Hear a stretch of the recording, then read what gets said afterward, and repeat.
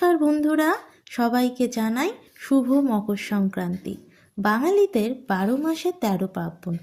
আজ বাংলা সংস্কৃতি ও ঐতিহ্যের অন্যতম গুরুত্বপূর্ণ উৎসব এই পৌষ পার্বণ বা মকর সংক্রান্তি।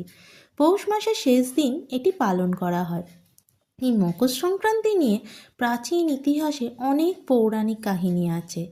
আর সমস্ত অশুভ শক্তির বিনাশ হয়ে শুভ শক্তির প্রতিষ্ঠা হয়, এটাই সবাই বিশ্বাস করে। আবার সংক্রান্তির কথাটার অর্থ হলো গমন করা। সূর্য নিজ কক্ষপথ থেকে মকর রাশিতে প্রবেশ করে এই দিন দক্ষিণায়ন শেষে সূর্যের উত্তরায়ণ পালিত হয়। আবার এই দিন নতুন ফসল তোলা হয়, তাই এই উৎসবকেও বলা হয় মকর সংক্রান্তি। এই উৎসবের সঙ্গে জড়িয়ে আছে বাঙালিদের অনেক নিয়ম আচার। সংক্রান্তির আগে সমস্ত বাড়ি ঘর বাসনপত্র পরিষ্কার করে অশুভ শক্তিকে বিদায় জানানো হয়।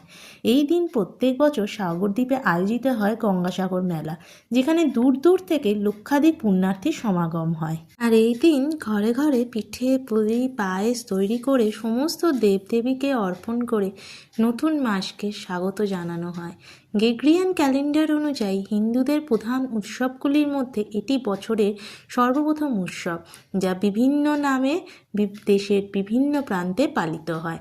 তা আপনারা কি করলেন অবশ্যই